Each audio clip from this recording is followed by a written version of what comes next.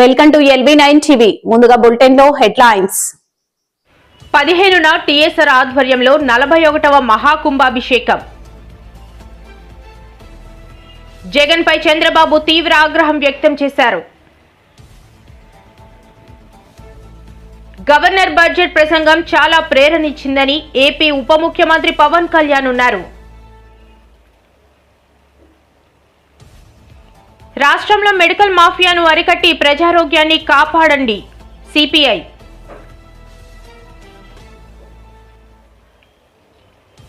ఈరోజు ఆంధ్రప్రదేశ్ అసెంబ్లీలో గవర్నర్ ప్రసంగంపై జరిగిన చర్చలో విశాఖ ఉత్తర ఎమ్మెల్యే విష్ణుకుమార్ రాజు పాల్గొని మాట్లాడారు.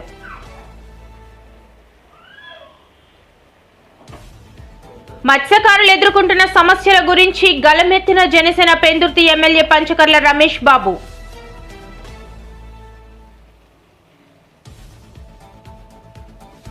మహాత్మా గాంధీ జాతీయ గ్రామీణ ఉపాధి హామీ చట్ట పరిరక్షణ యాత్ర నేడు ప్రకాశం జిల్లాలో కొనసాగింది. పలాస నియోజకవర్గంలో రహదారులు పూర్తిగా దెబ్బతిన్నాయని వాటిని మరమ్మతులు చేపట్టేందుకు ప్రభుత్వం సహకరించాలి. 15న టీఎస్ఆర్ ఆధ్వర్యంలో 41వ మహాకుంభాభిషేకం సాగర తీరాన పండుగ వాతావరణాన్ని తలపించేలా మహాశివరాత్రి వేడుకలు. పవిత్ర జలాలు పళ్ల రసాలతో శివలింగానికి భక్తులతో అభిషేకం. ఉత్సవ కన్వీనర్ తెలుగు శక్తి అధ్యక్షులు బివిరామ్. టి సుబ్బిరామిరెడ్డి ఆధ్వర్యంలో విశాఖపట్నం ఆర్కే బీచ్ సాగర తీరాన మహాశివరాత్రి సందర్భంగా ఈ నెల 15న ఆదివారం 41వ మహాకుంభాభిషేకం నిర్వహించనున్నట్లు ఉత్సవ కన్వీనర్ తెలుగు శక్తి అధ్యక్షులు బివిరామ్ తెలిపారు. శుక్రవారం ఉదయం టీఎస్ఆర్ బంగ్లాలో ఏర్పాటు చేసిన విలేకరుల సమావేశంలో ఆయన మాట్లాడారు. విశాఖపట్నం ప్రజలు సుఖ సంతోషాలతో వర్ధిల్లాలని, ఈ ప్రాంతానికి ప్రకృతి వైపరీత్యాల వలన ఎటువంటి ఆపద కలగకూడదనే సంకల్పంతో 40 ఏళ్ల క్రిందట doctor T Subbarami Reddy RK beach వద్ద మహాకుంభాభిషేకానికి శ్రీకారం చుట్టారని వివరించారు. ప్రతి ఏటా అంగరంగ వైభవంగా మహాశివరాత్రి ఉత్సవాలు నిర్వహిస్తున్నారని, అదే ఆనవాయితీతో ఈ ఏడాది కూడా ఆర్కే బీచ్ వద్ద మహాకుంభాభిషేకానికి సంబంధించి అన్ని ఏర్పాట్లు చేసినట్లు వివరించారు.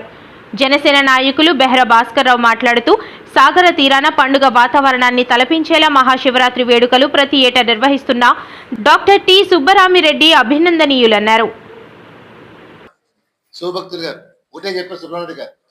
విశాఖపట్నంలో మీరు చేస్తే విశాఖపట్నం ప్రజలకి మంచిదని, ఎటువంటి ఆటంకాలు రాకుండా విశాఖపట్నం అవుతారని చెప్పి మనం చేశారు. క్రమం తప్పకుండా సుబ్బరామిరెడ్డి గారు ఆచరిస్తున్నారు.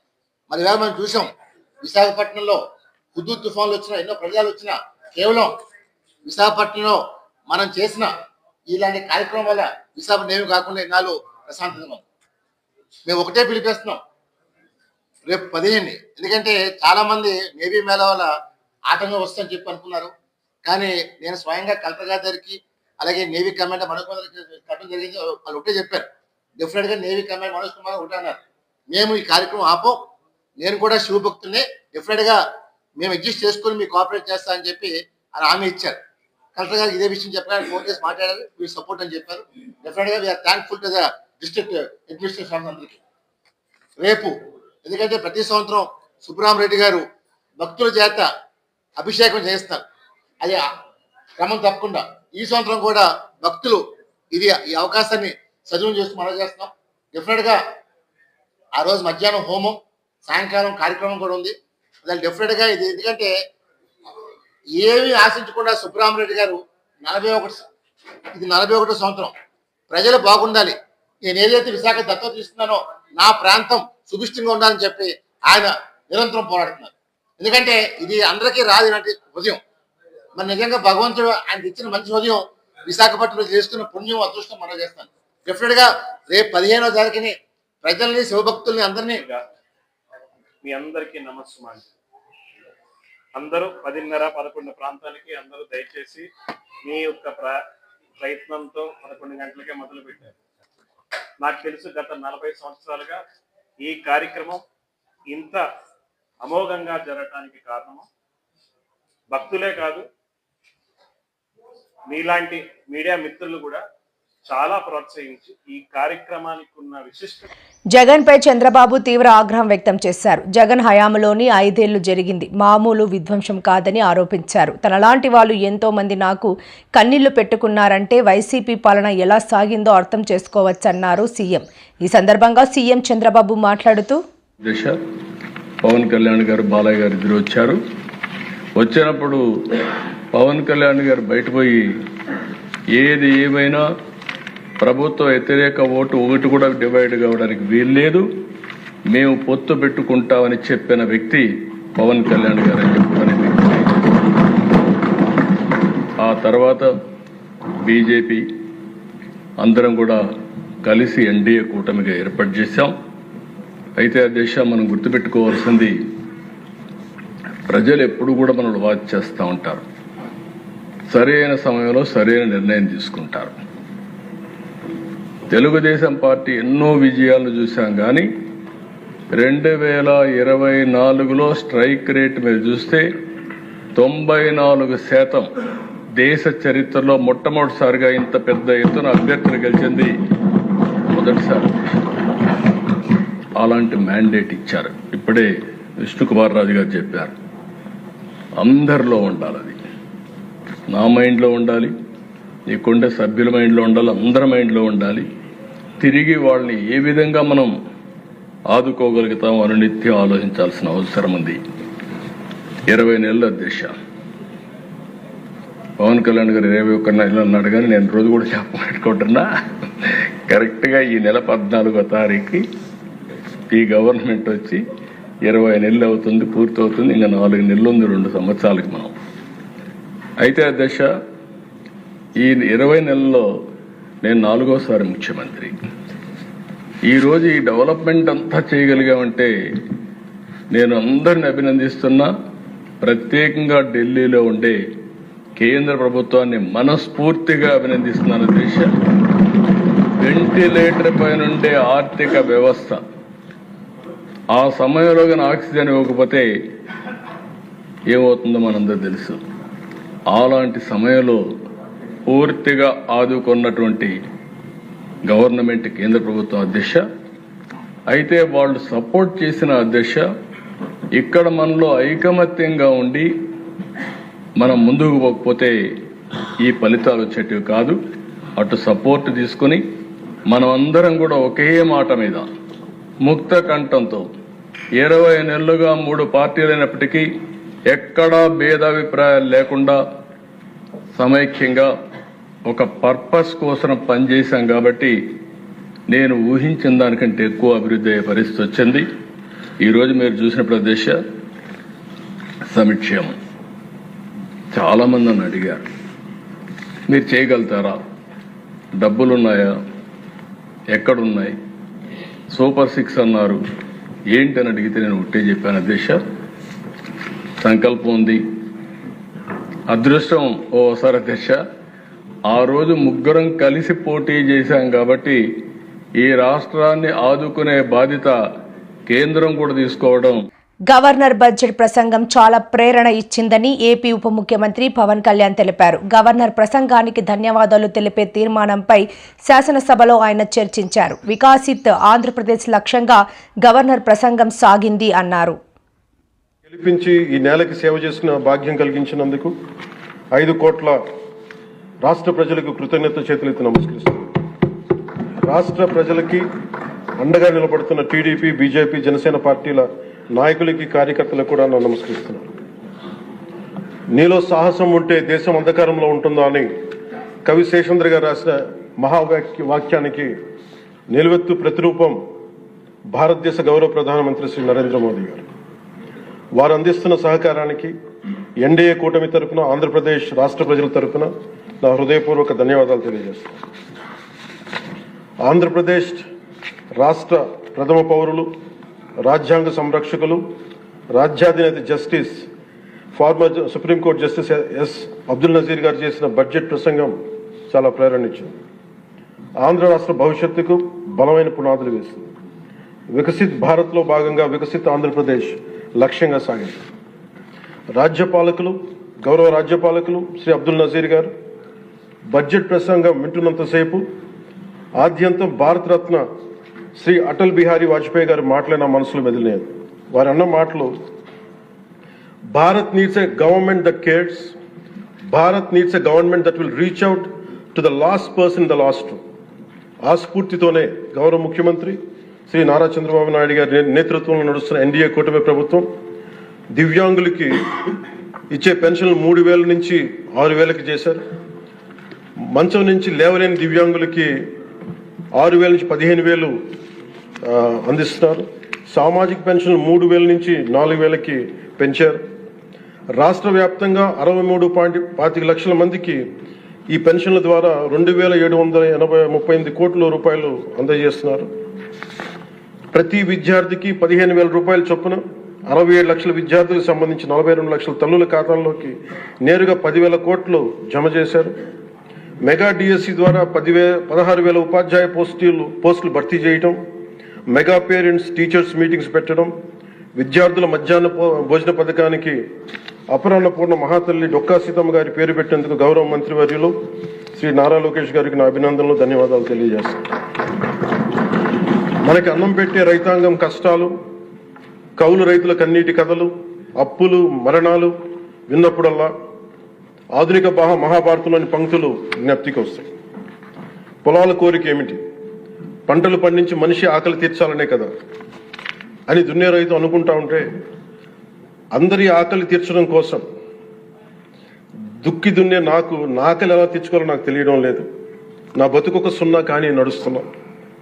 చెట్టుగా ఉంటే ఏడాదికి ఒక వసంతమన్నా దక్కేది, కానీ మనిషిని అన్ని వసంతాలు కోల్పోయానని రైతు బాధపడతా ఉంటే, అలాంటి అన్నం పెట్టే రైతాంగాన్ని గత ప్రభుత్వం రైతుల నుంచి కొనుగోలు చేసిన ధాన్యానికి 1,674 కోట్లు చెల్లించకపోతే గౌరవ ముఖ్యమంత్రి శ్రీ నారా చంద్రబాబు నాయుడు గారి నాయకత్వంలోని ఈ ఎన్డీఏ కూటమి ప్రభుత్వం వచ్చిన వెంటనే 1,674 కోట్ల బకాయిలు చెల్లించింది అధ్యక్ష.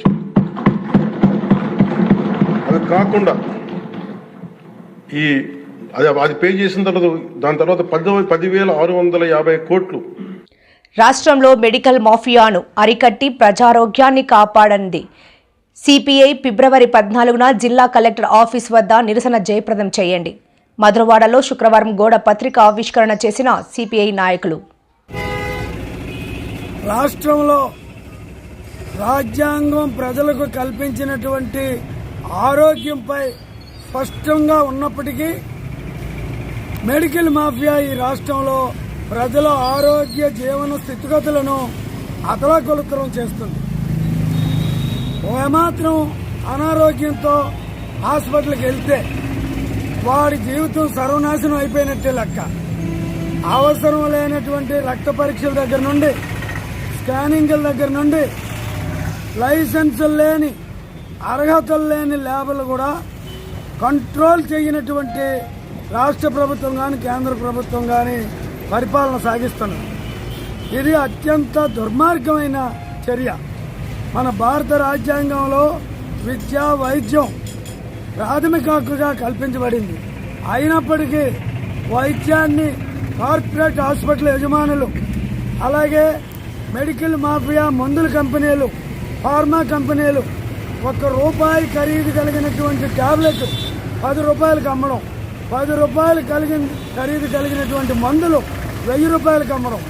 ఈ విధంగా రాష్ట్రంలో ఉన్న ప్రజలు ఆస్తులు ధ్వంసం అయిపోతున్నాయి తప్ప ఎవరికి ఆరోగ్యాలు బాగుపడటం లేదు.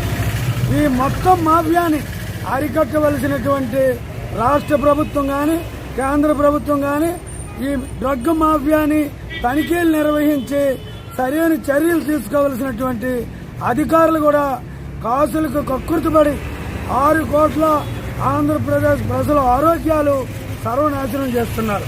ఈ నేపథ్యంలో సిపిఐ ఆధ్వర్యంలో రేపు ఫిబ్రవరి 14వ తేదీన అన్ని జిల్లాల్లో, రాష్ట్రంలో ఉన్న 28 జిల్లాల్లో జిల్లా కలెక్టర్ కార్యాలయం వద్ద ఈ మెడికల్ మాఫియాని అరికట్టి ప్రజల ఆరోగ్యాన్ని కాపాడాలన్న నినాదంతో నిరసనలు నిర్వహించి జిల్లా కలెక్టర్ గారి ద్వారా రాష్ట్ర ప్రభుత్వానికి వినతిపత్రాలు ఇస్తాం.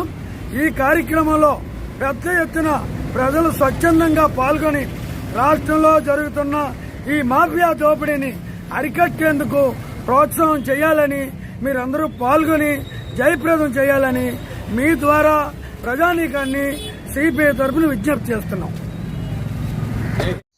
ఈరోజు ఆంధ్రప్రదేశ్ అసెంబ్లీలో గవర్నర్ ప్రసంగంపై జరిగిన చర్చలో విశాఖ ఉత్తర ఎమ్మెల్యే విష్ణుకుమార్ రాజు పాల్గొని మాట్లాడారు. ఈ సందర్భంగా గవర్నర్ ప్రసంగంలో ప్రస్తావించిన అంశాలపై సమగ్రంగా స్పందిస్తూ రాష్ట్ర అభివృద్ధి, ప్రజా సంక్షేమం, పారదర్శక పాలన, యువతకు ఉపాధి అవకాశాలు, మౌలిక సదుపాయాల విస్తరణ వంటి అంశాలపై స్పష్టమైన అభిప్రాయాలను వ్యక్తం చేశారు.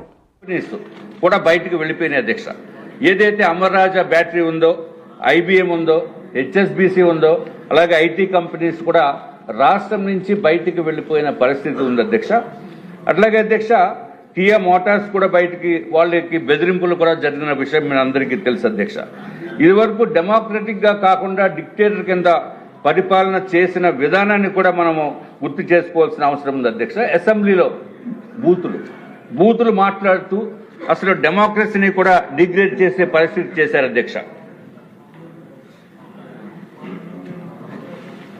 అధ్యక్ష. వారు రాష్ట్రాన్ని 3 రీజియన్స్గా విభజించి భూదందాలు, భూ కబ్జాలు, మాఫియాలతోటి రాష్ట్రాన్ని పరిపాలించారు అధ్యక్ష. అట్లాగే కాంట్రాక్టర్స్కి పేమెంట్స్ ఇవ్వకుండా నిధుల్ని మళ్లించి రాష్ట్రాన్ని అప్పులు పాలు చేశారు అధ్యక్ష. లిక్కర్ కల్తీ, అన్నిటిలోనే కల్తీ అధ్యక్ష. ఆఖరికి ఎంతో పవిత్రంగా భావించే తిరుమల తిరుపతి స్వామివారి లడ్డూ విషయంలో కూడా జరిగిన విషయం అందరికీ తెలుసు అధ్యక్ష. పవిత్ర ఆలయాలను కూడా ధ్వంసం చేసిన ఘనత వైఎస్ఆర్సీపీ అధ్యక్ష. విశాఖపట్నంలో అయితే ఋషికొండని సర్వనాశనం చేసి అక్కడ ఆయనకు కావలసిన విధంగా సుమారు 500 కోట్ల రూపాయలతోటి ఒక ప్యాలెస్ లాంటి భవనాలను నిర్మించుకున్నారు అధ్యక్ష. శాంతి భద్రతలను కంప్లీట్ గా గాలికి వదిలేశారు అధ్యక్ష. ప్రస్తుత గౌరవ ముఖ్యమంత్రి నారా చంద్రబాబు నాయుడు గారిని, ఉప ముఖ్యమంత్రి వర్యులు పవన్ కళ్యాణ్ గారిని కూడా విశాఖపట్నం వచ్చినప్పుడు వారిని అడ్డుకొని ఏ విధంగా దుర్మార్గపు పనులు చేశారో అది కూడా మనం గుర్తుకు తీసుకురావాల్సిన అవసరం ఉంది అధ్యక్ష. అట్లాగే అధ్యక్ష వారి హయాంలో ఎక్కడా కూడా ఇండస్ట్రీస్ కానీ, ఐటీ కంపెనీలు కానీ కొత్తగా తెచ్చింది లేదు, శంకుస్థాపన చేసింది అసలు లేదు అధ్యక్ష. ఐటీ కంపెనీస్కి అయితే అధ్యక్ష ఇన్సెంటివ్స్ ఇవ్వకుండా సుమారు 100 నుంచి 150 కంపెనీలని మూతపడే విధంగా చేసిన ఘనత వైఎస్ఆర్సీపీ అధ్యక్ష. వైజాగ్ లో అధ్యక్ష ఏదైతే గౌరవ ముఖ్యమంత్రి గారు ఇదివరకు ఉన్న టైంలో అధ్యక్ష 2019 నుంచి 19కి ముందు అధ్యక్ష స్టార్టప్ విలేజ్ అనేది స్టార్ట్ చేసి కొత్తగా ఐటీ కంపెనీస్ కి, స్టార్టప్స్ కి ఉపయోగపడే విధంగా చేయటం జరిగింది అధ్యక్ష. చేసిన తర్వాత ఈ దుర్మార్గపు ప్రభుత్వం, అంతకుముందు ఉన్న ప్రభుత్వం అధ్యక్ష వైఎస్ఆర్సీపీ ప్రభుత్వము ఆ స్టార్టప్ విలేజ్ ని కూడా మూసేసేది అధ్యక్ష. మూసేసి తర్వాత నో ఇండస్ట్రీస్ అనేది ఒక కాన్సెప్ట్ కింద పెట్టుకుని నో ఇండస్ట్రీస్ నో ఎంప్లాయ్మెంట్, అదే వారి కాన్సెప్ట్ తోటి చేసిన విధ్వంసకరమైన పరిపాలన అధ్యక్ష. విశాఖపట్నంలో అయితే అధ్యక్ష రైల్వే జోన్ శాంక్షన్ అయితే రైల్వే జోన్ కి కావలసిన ల్యాండ్ కూడా ఇవ్వకుండా, కనీసం ల్యాండ్ కూడా కేటాయించకుండా చేసిన పని కూడా వైఎస్ఆర్సీపీ ప్రభుత్వం అని చెప్పి నేను తెలియజేసుకుంటున్నాం అధ్యక్ష. ఏదైతే మాస్టర్ ప్లాన్ రోడ్స్ ఉన్నాయో, కోస్టల్ కారిడార్ పనులు కూడా జరగలేదు అధ్యక్ష. కేంద్ర ప్రభుత్వము కేటాయించిన నిధుల్ని కూడా అభివృద్ధి చేయకుండా అసెంబ్లీలో ముత్యాలమ్మపాలెం, తిక్కవానిపాలెం మత్స్యకారులు ఎదుర్కొంటున్న సమస్యల గురించి గలమెత్తిన జనసేన పెందుర్తి ఎమ్మెల్యే పంచకర్ల రమేష్ బాబు. మత్స్యకారుల ఆశలు నెరవేర్చింది చంద్రబాబు మాత్రమే అని తెలిపారు. అధ్యక్ష, మరి దీంతో పాటు ఎప్పుడు కూడా తుఫాన్లు వచ్చినప్పుడు బోట్లు కొట్టుకుపోవటమో, బోట్లు దెబ్బతింటమో జరుగుతూ ఉంది అధ్యక్ష. ఇలాంటి జట్టి లేకపోవటం వల్ల మనం ఎప్పుడు అధికారంలోకి వచ్చినా నారా చంద్రబాబు నాయుడు గారు ఎప్పుడు ముఖ్యమంత్రి ఉన్నా కూడా ఒక ఆశ అధ్యక్ష, ఫిషర్మెన్ కమ్యూనిటీకి మాకు జీవితాలు బాగుపడతాయి, మాకు మెరుగైన నాణ్యమైన జీవితం ఇస్తారు అని చెప్పి దానిలో భాగంగా మనం ఏదైతే క్రాప్ హాలిడే వచ్చినప్పుడు గతంలో 10,000 ఉండే కాంపన్సేషన్ 20,000 చేయటం కానీ, ఎవరన్నా ప్రమాదవశాత్తు చనిపోతే 5 లక్షలు ఇచ్చేవాళ్ళు సార్ గతంలో, దాన్ని మనం ఇంకొక 5 లక్షలు ఇన్సూరెన్స్ కూడా చేయించడం కానీ, కేంద్ర ప్రభుత్వం ద్వారా అనేక సదుపాయాలు 100% సబ్సిడీతో వాళ్ళకు బోట్లు కానీ, పనిముట్లు కానీ ఇవ్వటం కానీ, ఇలాంటి ప్రోత్సాహాలు ఎన్నో ఇస్తున్నాం అధ్యక్ష. దానికి ప్రభుత్వం పట్ల వాళ్ళకి చాలా అభిమానం, గౌరవం ఉంది అధ్యక్ష. గౌరవ ముఖ్యమంత్రి గారు మాకు చేస్తారన్న నమ్మకం కూడా ఉంది అధ్యక్ష. డిపిఆర్ అయితే రెడీ అయింది అధ్యక్ష. ఆ డిపిఆర్ని త్వరితగతిన కొద్ది పర్సూ చేస్తే పని అయిపోతుందనేది వాళ్ళ ఆలోచన అధ్యక్ష. ఎందుకంటే సర్వేకి వెళ్ళినప్పుడు ఫీజిబిలిటీ ఉంది అని చెప్పి ఆ సర్వే చేసిన వాళ్ళ గ్రామస్తులకు చెప్పారు అధ్యక్ష. అది జరిగి సంవత్సరాలు అవుతుంది కాబట్టి వాళ్ళందరూ కూడా వెళ్ళినప్పుడల్లా అడుగుతున్నారు. గత 15 రోజుల క్రితం మీరు కూడా వచ్చారు అధ్యక్ష ముత్యాలంపాలెంకి. అప్పుడు కూడా మీ దగ్గర ఆ విషయం ఎత్తుతానంటే సార్ వచ్చిన అకేషన్ వేరు, నేను తర్వాత చెప్తానని కూడా చెప్పడం జరిగింది అధ్యక్ష. గౌరవ మంత్రి గారికి ఇది సాగరమాల పథకంలో తీసుకుని త్వరితగతిన ఆ డిపిఆర్ ఒకేట్టుగా చేయమని చెప్పి మీ ద్వారా మంత్రి గారిని కోరుతున్నాను అధ్యక్ష. ఆ కోస్టల్ బెల్ట్ అంతా గాజువాక గంగవరం కానీ, యలమంచిలి అచ్యుతాపురం రాంబిల్లి మండలాలు కానీ, పాయకరావుపేట కానీ 1,50,000 జనాభా ఉన్న మత్స్యకారులు ఉన్న జనాభా ఉన్న ప్రాంతాలు అధ్యక్ష. ఈ ప్రాంతాలని నియోజకవర్గానికి జట్టి ఇచ్చి ఆదుకోవాల్సిందిగా. మహాత్మా గాంధీ జాతీయ గ్రామీణ ఉపాధి హామీ చట్టం పరిరక్షణ యాత్ర నేడు ప్రకాశం జిల్లాలో కొనసాగింది. కొండెపి నియోజకవర్గం పాకల గ్రామంలో నిర్వహించిన రచ్చబండ కార్యక్రమంలో ఉపాధి హామీ శ్రామికుల ఆవేదన వర్ణనాతీతం. 5 రోజులు పని ఇస్తాము అంటే నమ్మడానికి ప్రజలేమన్నా గొర్రెలా పిచ్చివాళ్ళ? కనీసం 100 రోజులు చట్ట ప్రకారం 100 రోజులు పని ఇవ్వాలి, ఎక్కడా ఇవ్వలేదు. కేవలం 52 రోజులే ఇచ్చారు. 100 రోజులు పని కూడా ఇవ్వలేని వాళ్ళు, కేవలం 52 రోజులు పనే ఇచ్చిన వాళ్ళు 125 రోజులు ఇస్తాము అని చెప్తుంటే నమ్మడానికి ప్రజలేం పిచ్చివాళ్ళు కాదు, వెర్రి వాళ్ళు అంతకంటే కాదు. వీళ్ళు 125 రోజులు మేము పని ఇస్తాము అని చెప్తున్న మాట పూర్తిగా అవాస్తవం, అబద్ధం, మోసం, ఒక బూటకం. దీన్ని ఎవరూ కూడా నమ్మకండి. నిజంగానే వీళ్ళకు 125 రోజులు ఇచ్చి నడిపే చిత్తశుద్ధి ఉంటే కనీసం 100 రోజులైనా పోయిన సంవత్సరము ఎందుకు ఇవ్వలేదు? నిజంగానే వీళ్ళకు 125 రోజులు ఇచ్చే చిత్తశుద్ధి ఉండి నడిపే చిత్తశుద్ధి ఉంటే కనీసం ఉన్న జాబ్ కార్డులు కూడా తొలగిస్తున్నారు అంటే వీళ్ళకి ఏమాత్రం చిత్తశుద్ధి ఉన్నట్టు? ఎందుకు తొలగిస్తారు ఇన్ని జాబ్ కార్డులు? 18.5 లక్షల జాబ్ కార్డులు తొలగించారు అంటే వీళ్ళకి నిజంగానే ఉపాధి హామీ నడిపే చిత్తశుద్ధి ఉన్నట్టా లేనట్టా? 100 రోజులు కూడా నడపలేదంటే వీళ్ళకు ఉపాధి హామీ మీద చిత్తశుద్ధి ఉన్నట్టా లేనట్టా? మాటికి లేదు. ఇది కాంగ్రెస్ పార్టీ తెచ్చిన పథకము. దీంట్లో లబ్ధి పొందే వాళ్ళంతా కాంగ్రెస్ పార్టీ వైపు తిరుగుతున్నారు. దీన్ని ఎలాగైనా ఎత్తేయాలి, ఉపాధి హామీ పని లేకుండా చేయాలనే కుట్ర పన్ని చేస్తుంది బీజేపీ పార్టీ. అందుకే ఈరోజు కనీసం 100% నిధులు ఇచ్చే వాళ్ళు కేవలం 60% ఇస్తామంటున్నారు, మిగతా 40% రాష్ట్రాన్ని పెట్టుకోమంటున్నారు.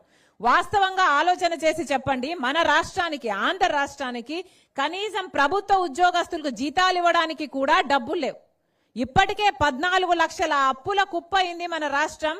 జగన్మోహన్ రెడ్డి గారు, చంద్రబాబు గారు అప్పు చేసిన అప్పుల వల్ల కనీసం జీతాలు ఇచ్చుకోవడానికి డబ్బులు లేకపోతే మరి ఉపాధి హామీ పెట్టుకోవడానికి మన రాష్ట్రం దగ్గర డబ్బులు ఉన్నాయా?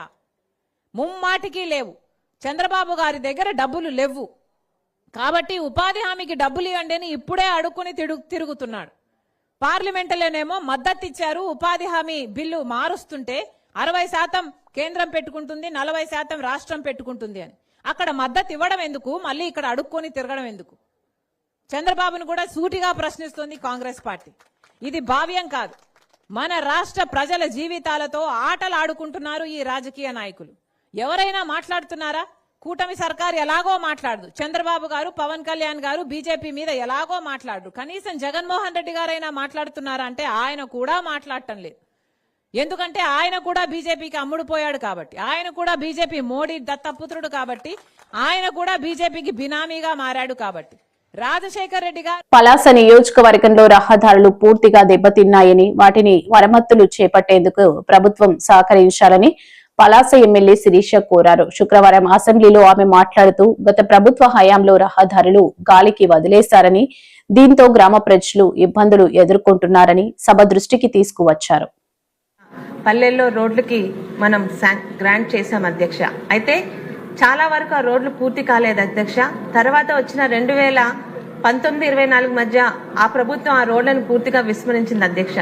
ఈరోజు మన ప్రభుత్వంలోని దాదాపు అన్ని గ్రామాల్లోని పిఆర్ ద్వారా, ఆర్ఎన్పి ద్వారా మిగతా రోడ్లని చాలా ఫాస్ట్ గా ఎన్ఆర్జీఎస్ నిధుల ద్వారా జరుగుతున్నాయి అధ్యక్ష. అయితే ఈ ఏఐఐబిలో ఉన్న పల్లెల్లో మాత్రం రోడ్లని హోల్డ్లో పెట్టారు అధ్యక్ష. గ్రామాల్లోకి వెళ్తున్నప్పుడు మిగతా గ్రామాల్లోని రోడ్లు అవుతున్నాయి, మా దగ్గర ఎందుకు అవ్వటం లేదని అడుగుతున్న గ్రామస్తులకి మేము టెక్నికల్ ప్రాబ్లం చెప్పినా కూడా అది వాళ్ళు అర్థం చేసుకోలేకపోతున్నారు అధ్యక్ష. అసెంబ్లీ పరంగా ఇది రెండోసారి ఈ ప్రశ్న అడుగుతున్నాను అధ్యక్ష. దయచేసి ఆ ఏఐఐబి మన ఏ సంస్థకి ఇచ్చామో వాళ్ళ రోడ్లు పూర్తి చేయకపోతే కనీసం వాటిని ఎన్ఆర్జీఎస్ ఆర్ పిఆర్ ఆర్ఎన్బి కన్నా బదిలీ చేసి వాటి రోడ్లకు కూడా మాకు పర్మిషన్ ఇవ్వగలిగితే మేము కలెక్టర్ ద్వారా అక్కడున్న అధికారుల ద్వారా పర్మిషన్ తెచ్చుకుంటాం అధ్యక్ష. దయచేసి వీటి మీద సమాధానం సదరు మంత్రి గారి ద్వారా తీసుకోవాల్సిందిగా కోరుకుంటున్నాం.